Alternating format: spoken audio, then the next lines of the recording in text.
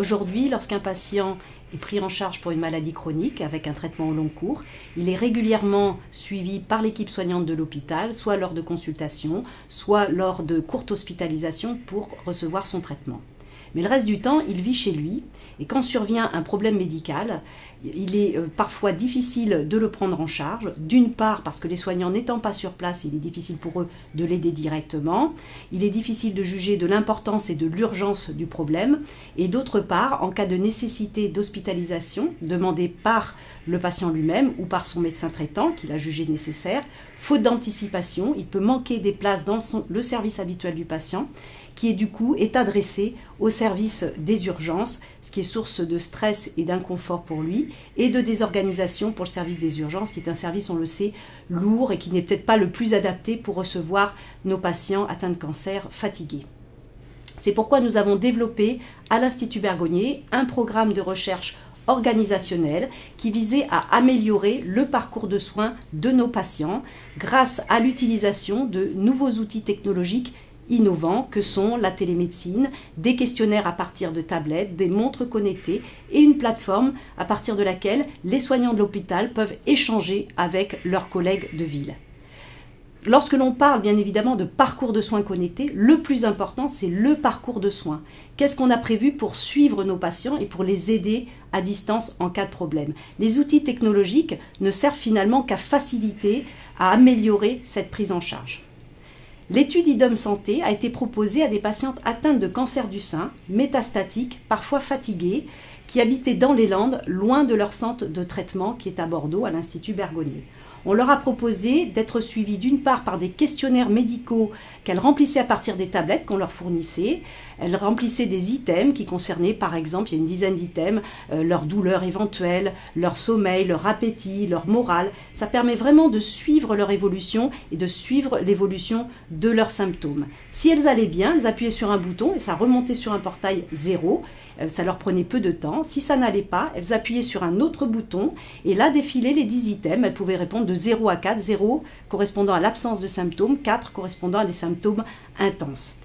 Elles étaient également suivies par montre connectée qui permettait de relever d'éventuelles chutes et permettait de relever leur activité ou leur temps d'alitement pour les patientes les plus fatiguées. Tout ceci était donc vu par une infirmière de coordination sur un portail au centre qui, en cas d'alerte, à partir de la tablette ou de la montre, en référait au médecin pilote, oncologue ou algologue. Et il était proposé à la patiente une aide par téléconsultation. Je peux vraiment témoigner que ça n'a rien à voir avec une consultation par téléphone. Le fait de voir les patientes, on peut vraiment beaucoup mieux apprécier l'importance du problème, la gravité. Pour les patientes, elles nous l'ont confié, c'est beaucoup plus sécurisant également de nous voir. Donc on essayait de les aider, de leur donner des conseils et parallèlement on écrivait sur la plateforme d'échange à nos collègues de ville, médecins traitants, infirmières, de plus en plus de pharmaciens et également à la cellule territoriale d'appui qui avait été mise en place par l'ARS et on échangeait pour essayer sur place que les intervenants les plus appropriés puissent aider la patiente. Il est évident que nous, soignants de l'hôpital, n'étant pas sur place, il est capital de pouvoir travailler main dans la main avec nos collègues de ville et en particulier avec les médecins traitants qui sont, je dirais, les soignants clés de la prise en charge de nos patientes. Tout ceci, c'est pour aboutir à un maillage autour de nos patientes pour vraiment qu'elles soient bien suivies, rassurées, encadrées et leur permettre d'avoir la meilleure qualité de soins possible. L'infirmière de coordination sur le parcours du projet IDOM Santé s'inscrit dans un accompagnement au plus près des patients, mais qui sont suivis parce qu'ils sont à distance géographique.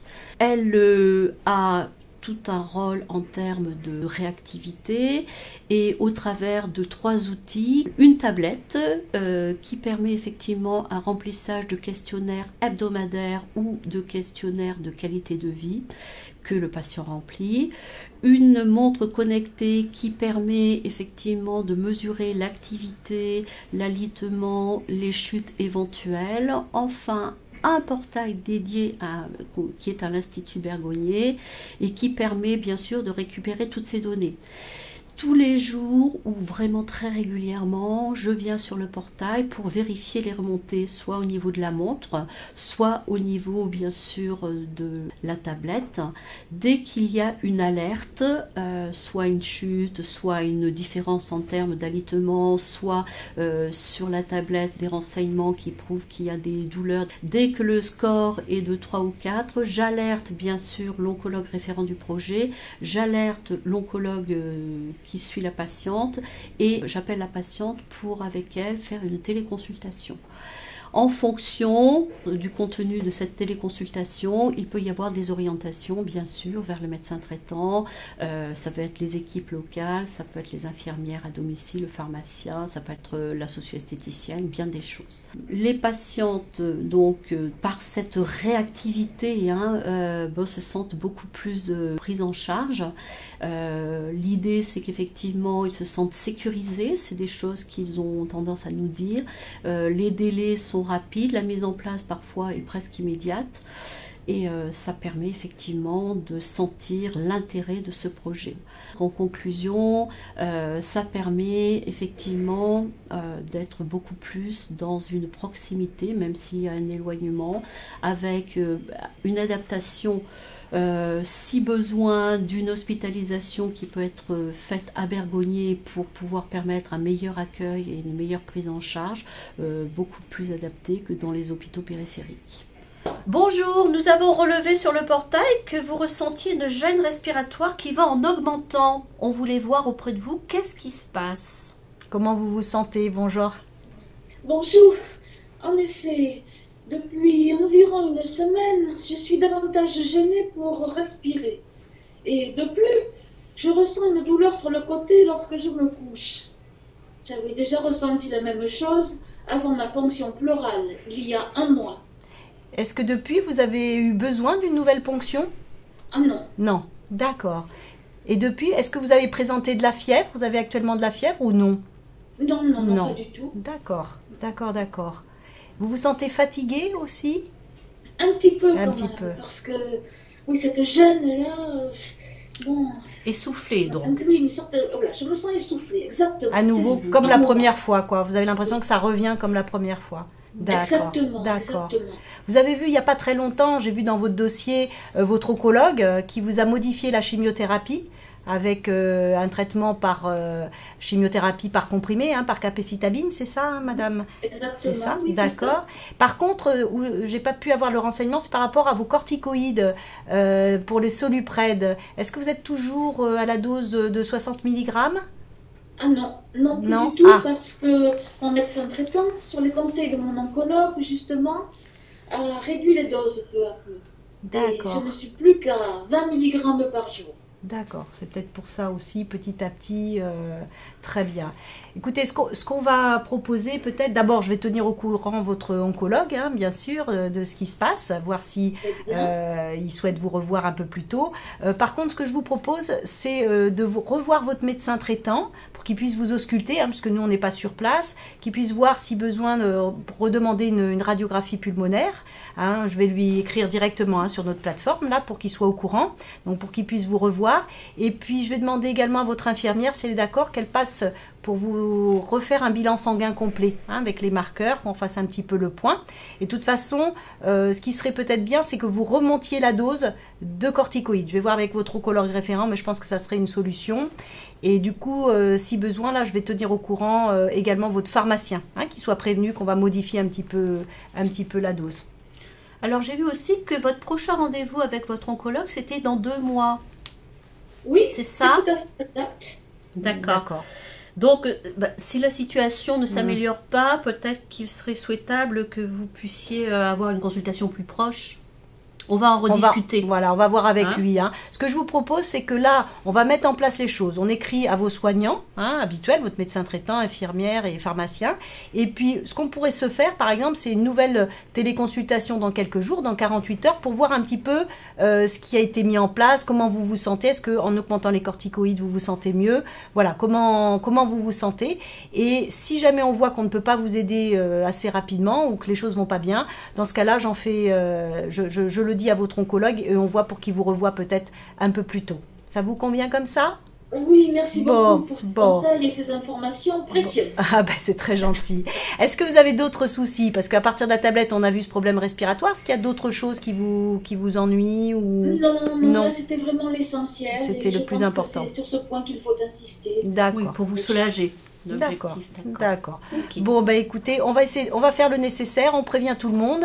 Et puis de toute façon, on se revoit dans 48 heures, si vous êtes d'accord, hein, pour une nouvelle téléconsultation pour faire le point. On fait comme ça? Et comme d'habitude, on vous appellera un petit peu avant, hein, pour que vous soyez prête et la tablette. Voilà, Bien sûr si que ça je vous suis convient. d'accord, Ida, mais même je suis rassurée. Merci beaucoup et alors à très bientôt alors. Oui, oui. Oui, à très vite. Allez, à très vite. Au revoir. Bonne journée. Ce que je te propose, c'est que comme on lui a dit, peut-être dans 2 jours, on fait un petit peu le point Ouais. avec les médecins, le C'est médecin vrai. traitant, l'infirmière, voir comment ils l'ont trouvé.